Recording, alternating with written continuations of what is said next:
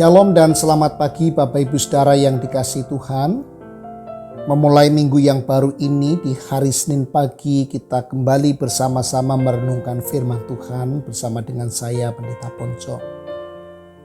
Mari kita datang kepada Tuhan dalam doa syukur. Bapa Surgawi, terima kasih untuk hari yang baru. Terima kasih untuk kehidupan yang masih Tuhan berikan. Terima kasih untuk segala berkat Tuhan yang boleh kami terima dan kami nikmati hingga hari ini. Ajar kami untuk senantiasa mengucap syukur melalui tindakan-tindakan yang memuliakan-Mu. Di dalam Kristus Yesus kami berdoa. Amin. Bacaan pagi ini terambil dari Amsal 15 ayat 1 sampai dengan 15. Saya tidak akan membacakan seluruh ayat, namun saya hanya memfokuskan pada beberapa ayat saja. Namun demikian saya menganjurkan Bapak Ibu Saudara tetap membaca keseluruhan ayat yang dianjurkan dalam baca gali Alkitab. Amsal 15 ayat 1, 2, 4, dan 7 saya bacakan. Jawaban yang lemah lembut meredakan kegeraman, tetapi perkataan yang pedas membangkitkan marah.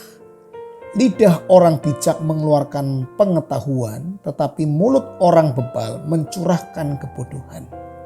Lidah lembut adalah pohon kehidupan, tetapi lidah curang melukai hati.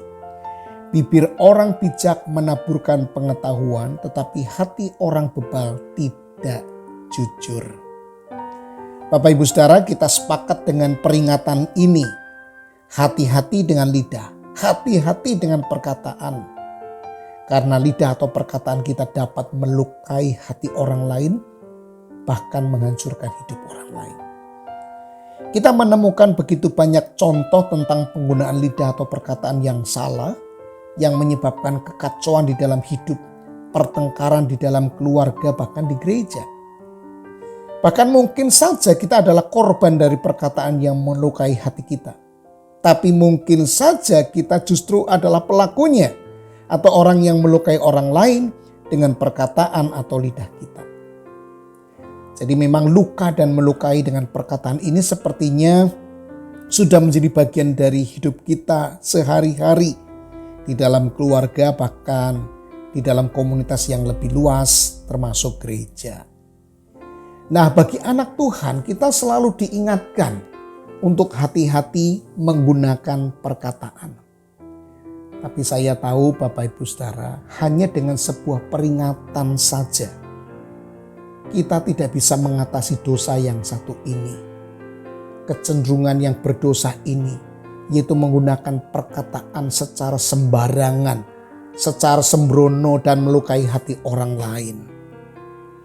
Maka kita tidak bisa mengandalkan kemampuan kita untuk mengatasi kecenderungan ini. Kita selalu membutuhkan pertolongan Tuhan supaya dengan demikian kita mampu untuk berkata-kata yang benar, yang baik, yang dapat menciptakan situasi atau kondisi yang damai.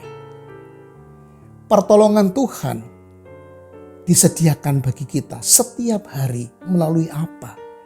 Firman-Nya yang perlu mengisi hati kita, yang perlu mengendalikan hati kita, bahkan memperbarui hati kita, sehingga kemudian mempengaruhi pikiran kita. Lalu perkataan kita pun diarahkan untuk sesuai dengan hati dan pikiran kita yang telah dikuasai oleh firman Tuhan.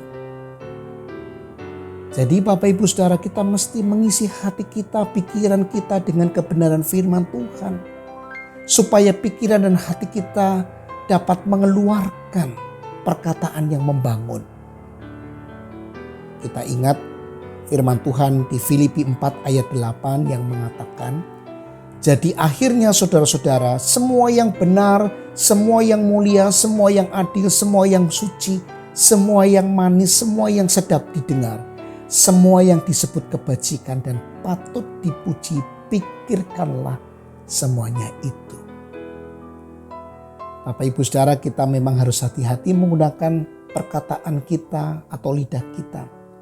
Tapi yang jauh lebih penting, yang paling mendasar, kita perlu mengisi hati kita, pikiran kita dengan firman Tuhan. dengan apa yang benar, apa yang indah, yang suci, yang semua yang disebut kebajikan, hal-hal yang baik tentang Tuhan, tentang kehendaknya, tentang perintahnya dalam kehidupan kita. Karena itu kita perlu tiap-tiap hari membuka hati kita untuk diisi firman yang akan mengendalikan hati dan pikiran kita. Sehingga kita mampu untuk berkata-kata seturut dengan firman-Nya. Jadi bagaimanakah dengan hidup kita sehari-hari? Apakah kita sudah menyediakan waktu khusus kita untuk mendengarkan firman Tuhan? Mari kita berdoa. Tuhan, isilah hati kami dengan firman-Mu. Ubahlah hati kami, perbaruilah hati kami, kendalikan pikiran kami, dan selaraskan perkataan kami, lidah kami dengan hati dan pikiran kami. Berkatilah hidup kami hari ini ya Tuhan. Kiranya kami mampu mewujudkan perkataan yang membangun, yang memberkati orang lain dan memuliakan Tuhan. Di dalam nama Tuhan Yesus kami berdoa.